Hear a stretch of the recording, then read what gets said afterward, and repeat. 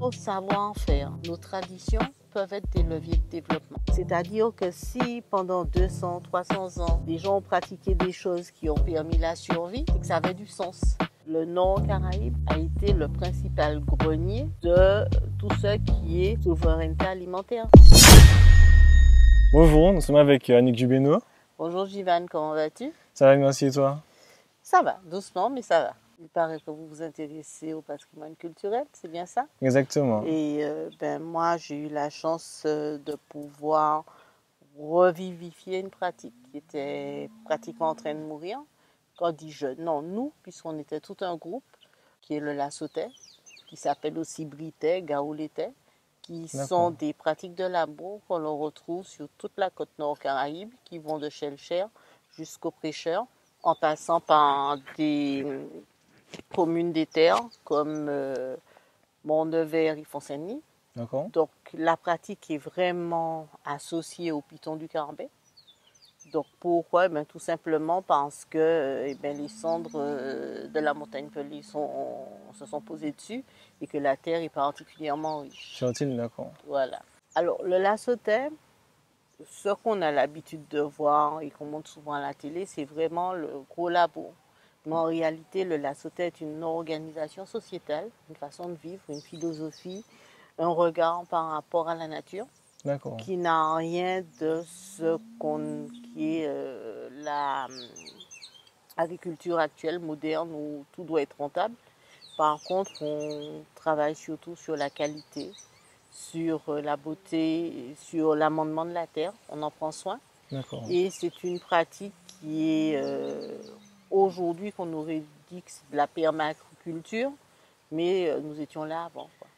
D'accord. Donc du coup, si on comprend bien, le Lassotais, c'est aussi un échange et un lieu de rencontre entre différentes personnes.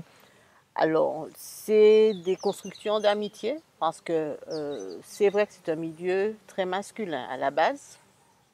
Les femmes avaient un rôle un petit peu plus effacé, puisqu'elles étaient là pour l'économat, pour tout ce qui était mise en terre et récolte, alors que les hommes s'associaient pour le gros labour.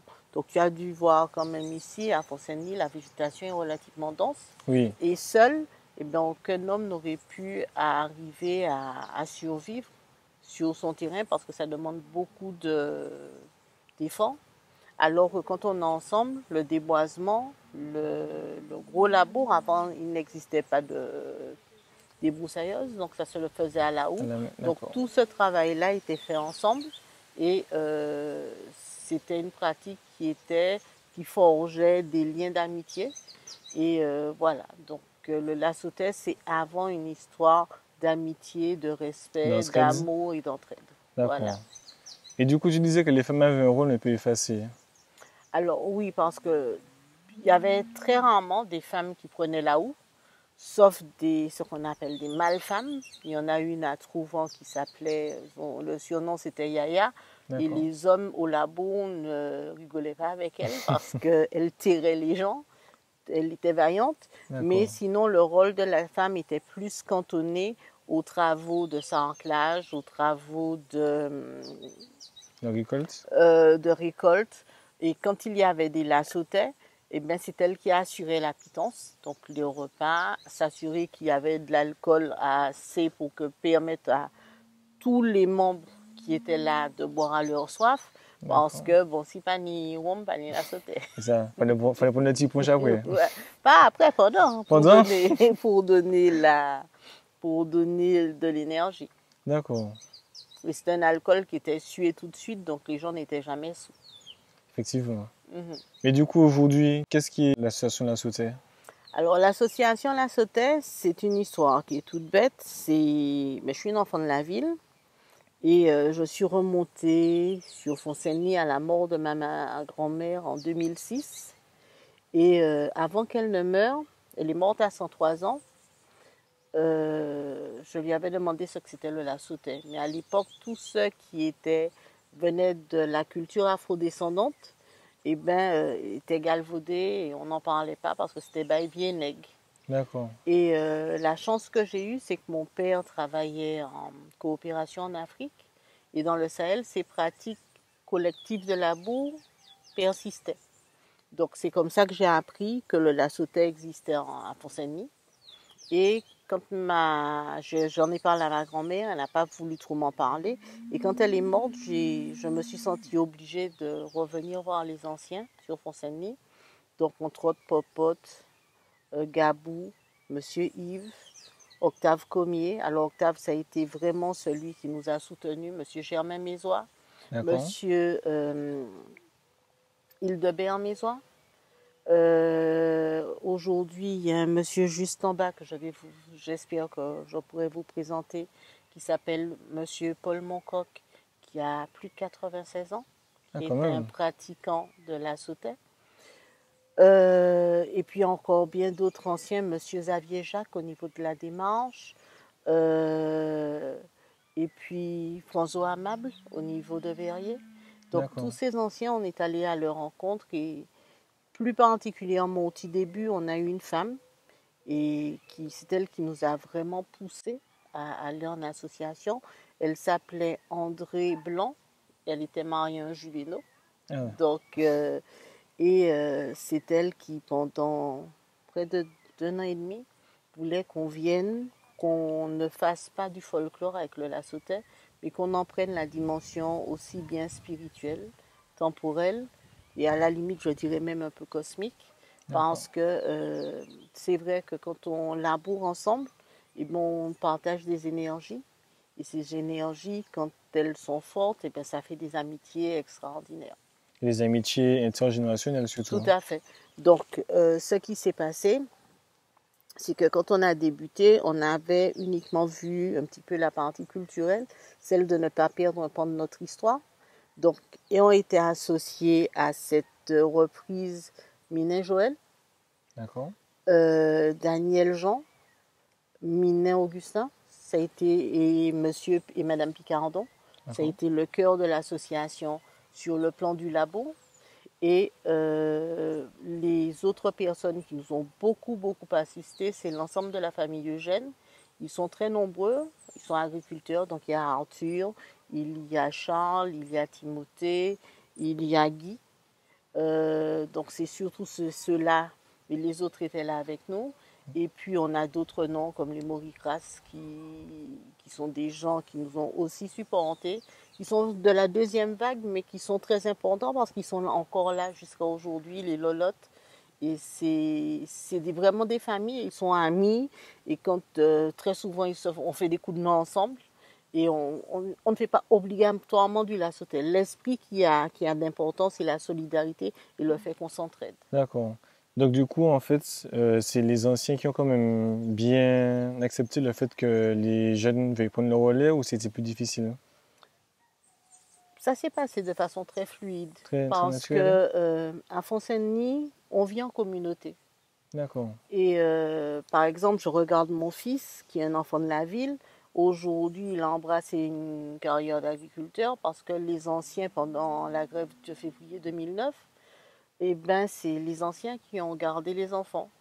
Donc, ils allaient faire du labour le matin, ils faisaient à manger sur les terrains, ils mangeaient des oranges, ils ont appris à faire de la flûte de bambou parce que monsieur Mézois était un facteur de flûte. Et on a eu l'opportunité de partager des temps avec lui, avec Maxilla, et tous les deux ont eu le même regard. Maxilla a sorti un grand nombre l'enfant, et lui, il nous a dit, ah, moi, bon, c'est le bail, moi, ça fait, c'est lui, la musique. Mais, moi, bail, il bon, moi, bail. Et c'est vrai qu'on a eu des jeux de conversation à la flûte qui étaient fort harmonieuses. D'accord. Donc, c'est pour te dire qu'on a plein de richesses derrière ces relations qui sont des relations de travail. C'est pas seulement ça. C'est-à-dire que la sauté sert de lieu de regroupement, mais après, ça donne lieu à des amitiés, tout à fait. Et des échanges qui sont enrichissants. Tout à fait. Et moi, je garde un amour particulier pour un ancien qui nous a quittés en 2019, qui était Octave Comier. Pour moi, c'est mon père spirituel au niveau du Lassotais. Parce que quand j'avais pas la pêche, j'allais le voir. Il avait toujours l'art de me remonter le moral. Et puis, c'était quelqu'un qui croquait la vie à pleines dents. Et il était aussi scieur de long. Donc, c'est-à-dire qu'avant, on faisait ce qu'on appelait des établis sur lesquels on posait des troncs d'arbres et avec des scies, de très grandes scies, on faisait au ras-le-bas et on coupait des planches. Et ça aussi, ça a été son métier. Et on a eu D'accord. l'opportunité de faire ces établis-là. On a eu l'opportunité d'apprendre à aller pêcher à des boucs, comme on faisait à l'ancienne. Et du coup, des boucs, c'est quoi? Les boucs, ce sont des écrevisses. Ah, d'accord, je savais Mhm. pas. Donc voilà, donc ce sont plein de choses qu'on a appris. Et ça se fait tellement spontanément que ben, c'est fait. Et puis tu dis, ah, c'est comme ça qu'on fait. Donc il y a toute une façon de faire pour faire la pêche aux écrevisses. Donc ça aussi, surtout qu'au Pont-Saint-Denis, il y a des rivières partout ou des ravines partout. Donc il y a Donc, il y a de plein. quoi pêcher à Voilà, tout va. voilà. Donc et puis Pont-Saint-Denis était réputé lors de sa fête patronale pour ses bouquets d'achine, donc ses écrevisses avec du dachine et chacun essayait de faire la plus belle recette possible avec des saveurs très fortes. D'accord. Et Donc, jusqu'à maintenant, il y a ça? alors actuellement, depuis que nous sommes là, il semble qu'il y ait un désir de revalorisation de ce type de pratique. Par contre, la difficulté aujourd'hui, c'est qu'il est beaucoup plus difficile de pêcher en rivière, puisqu'il y a des problèmes légaux. Maintenant, on est interdit de pêcher en rivière sous prétexte qu'il y a du chlordécone, alors que chez nous, il n'y en a pas. D'accord. Et puis l'autre chose, c'est qu'avant, les berges de rivière étaient entretenues. Donc le soleil arrivait. Donc la population des boucs était très importante. Aujourd'hui, comme l'entretien des berges de rivière ne se fait plus, l'eau devient de plus en plus froide, donc la population Diminue. diminue. La situation de la soude, est-ce qu'elle aussi va vers les jeunes? Alors oui, ça a été notre première action. Donc on a mis en place depuis 2010 des ateliers chantiers d'insertion. Et notre objectif, c'était surtout que les jeunes se rendent compte que le métier d'agriculteur, c'est pas parce qu'on était bête. Bien au contraire, un agriculteur, c'est un scientifique parce qu'il doit maîtriser sa terre, il doit maîtriser La météo? voilà, toutes les conditions pédoclimatiques, D'accord. savoir où on va planter telle chose, où on ne peut pas planter telle chose. On est toujours dans une expérimentation et un agriculteur, c'est quelqu'un qui est riche en connaissances, riche sur le plan météo. Par exemple, là tu as vu que le soleil, on avait des nuages gris. Oui, c'est vrai. Bon, mais nous savions qu'il y avait peu de chances qu'il pleuve parce que le vent était trop fort. Mais ça, tout ça, ce sont des pratiques qui sont transmises par les anciens. Et en plus, tu as vraiment une obligation d'observation. Quand tu D'accord. arrives sur ton exploitation, tu dois être capable de dire, il y a quelqu'un qui est passé sur mon exploitation. Parce que tu apprends à observer, tu t'arrêtes sur des détails, tu sais quand une plante est cassée, tu sais si c'est un bœuf qui est passé sur ton terrain, si c'est un cabri. Et tout ça, ça s'apprend. D'accord. Donc, du coup, quand les jeunes viennent à votre rencontre, ils apprennent aussi tout ça? Alors, je ne dirais pas qu'ils apprennent tout ça, mais on essaye de faire passer au mieux un maximum de pratiques. Et notre objectif, c'est que demain matin, ils se retrouvent en forêt, eh bien, ils pourront se débrouiller, ils sauront comment créer une clairière, ils savent s'enracler, du sarclage à la main qui est beaucoup plus fin. D'accord. Ils sauront aussi euh, quel type de produit qu'on va planter à tel endroit, pas tel autre, etc. Parce qu'au soleil couchant, par exemple, sur le nord Caraïbe, on peut faire de la pastèque et du melon, uniquement pendant les périodes de chaleur. Mais D'accord. sinon, à d'autres périodes, on ne peut pas. Et si on est au soleil levant, on ne peut pas, parce que ça ne va pas donner.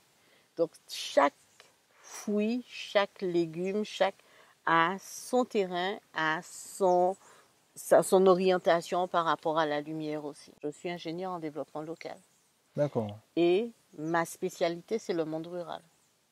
Et quand j'ai démarré, c'était véritablement dans l'esprit de dire que nos savoir-faire, nos traditions peuvent être des leviers de développement. Donc, c'est-à-dire que si pendant 200, 300 ans, des gens ont pratiqué des choses qui ont permis la survie, c'est que ça avait du sens. Aujourd'hui, le système occidental est passé par là en nous disant que tout ce qu'on nous faisait n'était pas bon. Mais en 50 ans, on a tué la terre. Ouais. Alors que eux, ils sont passés 400 ans dessus, 300 ans dessus, sans compter les Caraïbes qui avaient le même type de pratique. La terre, elle était viable. Donc ça signifie tout simplement aujourd'hui, il faut retourner à ces pratiques qui sont l'essentiel. Est-ce que c'est possible pour une personne, par exemple, qui habite à Sainte-Luce, de venir ici, d'adhérer à l'association et de pratiquer avec vous? Alors, au début, le premier jet de l'association était comme ça. On s'est retrouvés à avoir un schisme de gens qui venaient de l'extérieur, qui ont gardé un comportement très occidental, c'est-à-dire un comportement de prédation, et qui ont monté leur propre association derrière, et avec de la politique, avec des coups bas, avec des choses dont je ne vais pas parler aujourd'hui parce que ça n'en vaut vraiment pas le coup. C'est pas D'accord. ça le Lassotais. Et après, après avoir vécu ce temps un petit peu difficile, nous avons fait le choix véritablement d'avoir comme adhérents surtout des agriculteurs, d'anciens agriculteurs ou des gens qui ont des pratiques agricoles qui respectent les valeurs, qui non-utilisation de produits phytopharmaceutiques, qui sont vraiment dans l'amendement. Donc D'accord. l'amendement, c'est faire du compost, c'est faire ce qu'on appelait en créole fumier fret, c'est-à-dire à partir du fumier de bœuf, tellement qu'il a arrosé, ça devient de la fertirrigation, et ça fait de l'humus.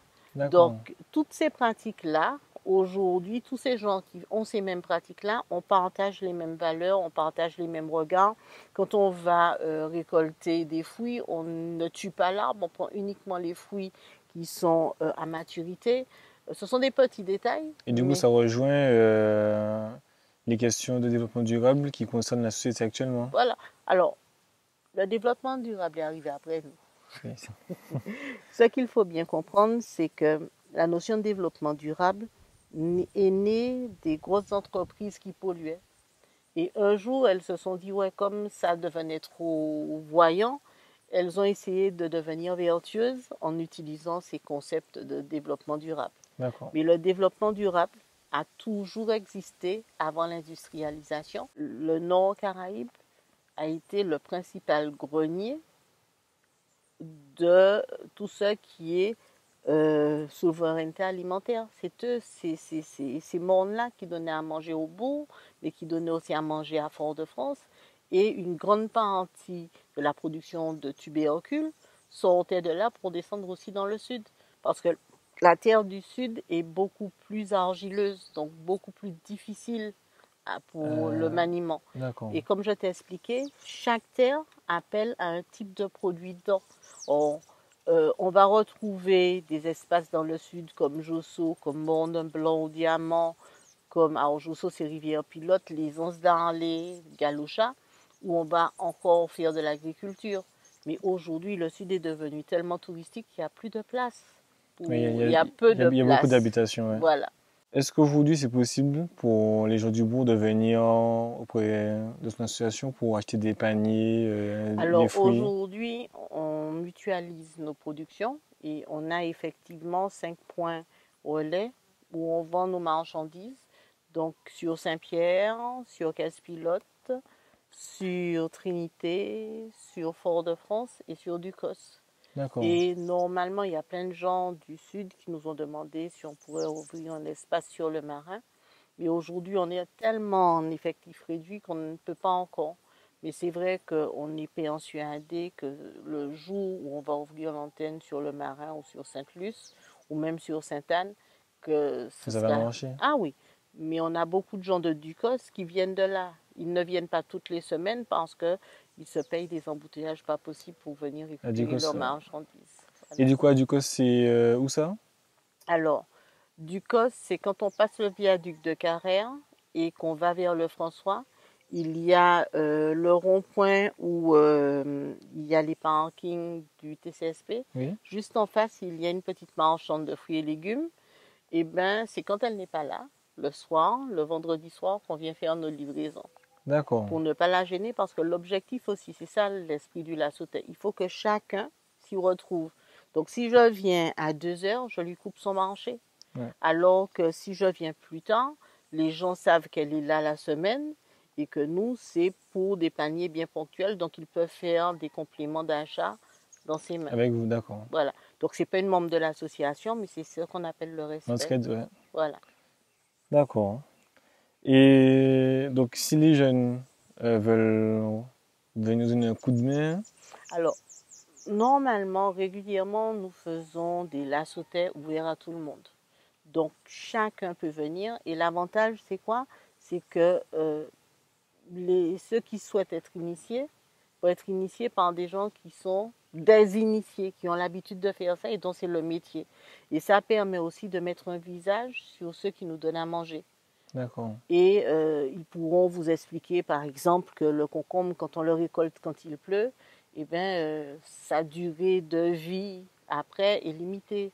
Il y a d'autres petites astuces qu'ils vont vous dire dans leur cuisson, dans la façon de faire les choses. D'accord. Notre objectif n'est pas seulement de vendre de la marchandise. Notre, notre objectif vraiment premier, c'est de faire du lien. Et faire du lien, c'est à tous les niveaux, intergénérationnels, entre urbains et ruraux, et surtout démystifier l'histoire que les ruraux sont des idiots, qu'il faut qu'on vienne réfléchir pour eux. Non, c'est pas vrai. C'est eux qui maîtrisent la science, ils savent comment développer leur territoire et ils le font en respectant des valeurs. Et du coup, est-ce que les mairies vous aident au niveau de la transmission aux jeunes ou bien même pour faciliter l'accès au terrain et tout? Non. D'accord. Non, un, parce que ce n'est pas leur rôle, et deux, parce qu'on est assez autonome pour pouvoir faire les choses nous-mêmes. D'accord. Donc, on a fait le seul mauvais choix, entre guillemets, que nous ayons fait, c'est de faire des demandes de subventions au niveau de la CTM, et aujourd'hui, ça nous met en grande difficulté. Alors que tant qu'on a été complètement autonome, eh ben, on n'avait pas de souci, on faisait avec ce qu'on avait, et on le faisait d'autant plus avec amour que c'était vraiment du partage. D'accord. Mais quand on a commencé à faire les ateliers chantiers d'insertion, on était obligé de véritablement passer à autre chose et à une forme de professionnalisation, puisque ce sont les agriculteurs membres qui ont démissionné et qui se sont formés en tant qu'encadrants, qui aujourd'hui assurent la formation de ceux qui viennent avec nous. Ce ne sont pas obligatoirement des jeunes, D'accord. ce sont des gens parfois en reconversion professionnelle, puisque aujourd'hui notre responsable commercial, c'était une historienne. Ah, d'accord. Rien à voir. Et voilà, et aujourd'hui, elle maîtrise l'agriculture mieux que moi. Elle peut en parler et elle a fait une formation, plus particulièrement une licence en commercialisation de produits frais.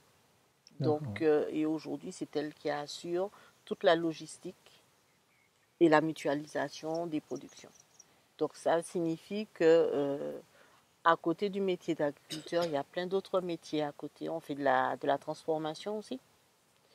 Et voilà. Et puis, il y a une chose dont on a peut-être oublié, c'est que la mutualisation se fait à beaucoup de niveaux, puisque par exemple, les sous-sous, c'est le même principe que le lassotais.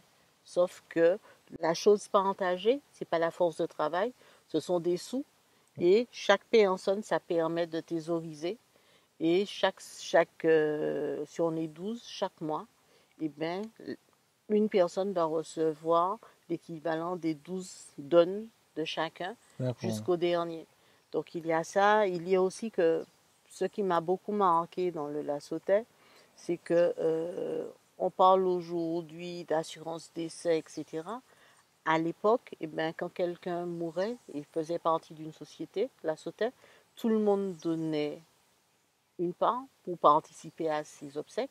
D'accord. Et non seulement ça, il y avait la pratique de l'entraide de la veuve et de l'orphelin, qui fait que le tour de la sautet de celui qui était décédé était remis à sa veuve et à ses enfants jusqu'à ce qu'ils puissent eux-mêmes rentrer sur la lignée de la sautet. Donc D'accord. c'est vraiment un principe de grande solidarité jusqu'au bout. Euh, j'ai encore un souvenir, ça fait pas très longtemps, de membres de l'association qui ont fait un mariage. On était plus de 500, mais chacun avait donné quelque chose. Et la fête, c'est la préparation de la fête. parce qu'on rigole, on D'accord. fait des vannes, on raconte des histoires. Ceux qui sont partis sont remis à l'honneur et ce sont des temps qui sont particulièrement agréables. D'accord, donc ça montre bien le côté solidaire de la société. Voilà, ce n'est pas seulement pour le travail, c'est pour tout. Tout depuis la naissance jusqu'à la mort. Et est-ce que tu penses que la société sert un peu de bulle pour préserver un peu, fait de bouclier qui préserve un peu la vie à l'ancienne? Si c'est ça, on va passer à côté du coche. Par contre, si ça permet de repositionner les vraies valeurs de la vie pour que vous puissiez apprendre à mutualiser et vous dire qu'ensemble on est beaucoup plus fort et qu'on arrête de se détruire les uns les autres parce qu'on apprendra à s'aimer, à se respecter, tout en sachant qu'on peut ne pas être d'accord, qu'on peut avoir des coups de colère, mais ensuite qu'on est capable de repositionner les choses et Pour de avancer ensemble. s'excuser. D'accord. Voilà. Et ça, c'est ce qui était important pour nous, les valeurs du lasotais. Le lasotais qu'on pratique actuellement, c'est de l'eau de café, c'est du chololo par rapport à ce que mon grand-père faisait. Mais l'important, c'est qu'on a gardé les mêmes valeurs de solidarité, d'entraide, de respect. D'accord. Et bien sur ce, je pense qu'on est arrivé à la fin de notre coaching. Mais merci d'avoir pensé à moi. Et merci de nous avoir reçus, surtout. La Après, on s'est moindre des donné. choses. On a fait une belle route, mais elle était belle en tout cas. Merci. Et merci beaucoup.